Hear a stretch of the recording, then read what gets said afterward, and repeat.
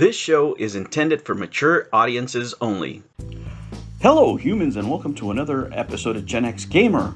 When the CCP tells you that you've gotten too far on the woke train, maybe you did, right? Maybe you just stepped over that line. American socialist journalists are embarrassed by this, right? It's been bad. IGN being the worst by now doing walkthroughs on a game that they tried to bury before it even came out. That's right. Valentine, Rebecca, whatever her name is, she's in hiding now. And it really is just a mirror of what this business model of modern gaming journalism is when you have fake journalists, because these are not trained journalists in this traditional sense, because these people don't pay any money, right? IGN is not having success in the market, and they do a lot of cost cutting by hiring people that are not qualified to do their job. That's plain and simple. It's obvious to see. Not only that, these people are immature, and it's really the sign of this generation in journalism. I'm not going to paint a broad brush and say, that applies to everything, every job that they do, but in video games journalism, it's now the norm to have immature, what they call woke people, I guess. They're really just socialists and Marxists out there spreading their ideology. And when the CCP tells you you've gone too far, let me tell you, you lost the script. When you're a Marxist and the CCP has to check you, let me tell you, you failed miserably.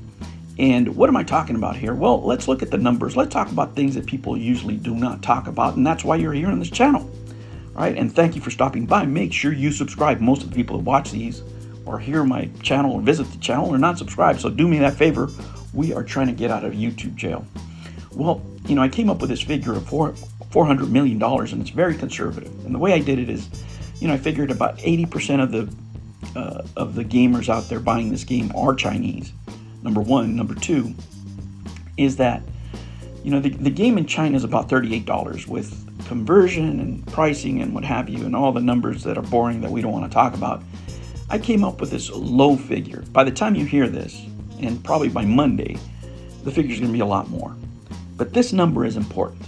Right? This number is important. As we know, AAA games, as revealed by Microsoft and Sony, it takes $200 million to make.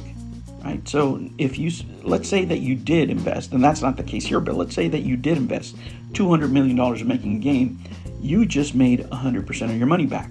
Right? You haven't lost money, you've doubled your money. And you're barely getting started. This figure is going to get a lot higher. Now, traditionally, people have only marketed to Chinese gamers in the mobile phone space. Right? This is going to change that. This is going to turn a lot of heads, let me tell you, because nobody likes losing money. And, when it comes to losing money this year, it appears that Xbox is having the worst time. They can't even sell the game because they couldn't optimize it for the Series S. Right? That's their issues. And they really just should have split it, man. But do they have enough Series X owners to justify putting it out? I don't know. Microsoft's a mess, right? So at least PlayStation is getting some of that money back from Concord. Now that's a stinker, right? 8 years developing that game? But other companies are going to look at this, right? If you're going to invest in a game, are you going to invest in a Concord, or are you going to invest on a game like this? The answer is easy, right? The answer is easy. Black Myth, Wukong, is breaking records. It's only sold less than PUBG. Right? That's the only game that surpassed it so far. And nobody's going to leave money on the table. So a sleeper has awakened. You have a new market here, and you're going to see that shift. And we've been seeing it slowly, right? We've seen it with South Koreans trying to market to gamers. Now we're going to see it with Chinese developers because they can read the market. The market is telling you, we don't want these type of games. We don't want, these woke games full of politics. We don't like the games that gaming journalists love. Unfortunately, a lot of the people that make the loudest noises on the internet are not the customers. These people would never buy games like the average gamer buys games. I'm not the average gamer, by the way. I'm just a game hoarder. I'll buy anything, right? But the average Joe out there wants to spend their money wisely, and they want to spend it on things that they enjoy. They don't want to spend money on games that are going to preach to them, right? And the market is speaking very clearly, right? Very clearly when it comes to the selection of games that they want. If you're out there, if you're an average gamer, what games are you buying right now? A lot of people have turned into retro. Let me tell you, I myself, last couple of days, I've been playing BioShock. There's nothing out there has really interested me in the way that would excite me to buy another game. You know, sometimes I'd rather play the older games. But now you have new markets. Now those gamers that enjoyed games of the 7th generation, where you're talking about the Xbox 360, where you're talking about the PS3, remember the richness in games that we had back then? Remember the first-person experiences that we had back then? Remember the masculinity that we had back then. That is what the public is craving for. And remember, it doesn't matter what these people say. These woke lunatics, they have no idea what capitalism is. They're against capitalism. Therefore, forcing their ideology on you. This is why I'm so against their ideology. It's because they want to impose their values on you. The government knows better. They know better. The rights of individuals are out the door. That is really my biggest intellectual contention with these people, right?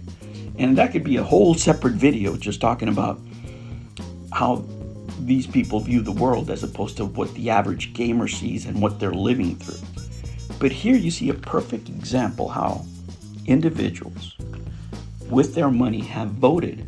This is the most democratic thing ever, right? Even for the CCP, because people are choosing out of their own pockets to vote with dollars, to vote with yuan, to vote with whatever coin you want, and purchase this game against the wishes of the whole, right? The entirety of the Western journalist point of view. They reject it. They rebuke it, right? They see nothing of value. I think the saddest thing here is, who's going to want to work with these people? Who wants to work with Rebecca Valentine? Who wants to work with anybody that employed at IGN that they espouse these kind of views? Who wants to work with the people that developed Concord? Not many. Not many in the workplace. If you're out there working every day like I am, you know that when you see somebody of this caliber walk in the door, right, the last thing you want to do is make them your coworker. You don't.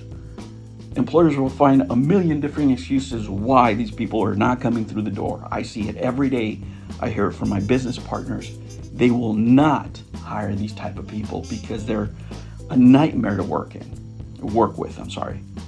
They're a nightmare to talk to at work, and you have to be guarded in every conversation. And there's nothing that exemplifies it better than this here. This is how much the rest of the world rejects the way these people act, rejects the way they think, and absolutely rejects when they try to tell other people what to do. All right, humans, I will catch you on the next one. Take care. New videos every Monday and Sunday. Thank you for joining me on another episode of the Gen X Gamer. Remember to like and subscribe, click that notification bell, and remember, never ever be afraid to be happy. I'll catch you on the next one. Take care.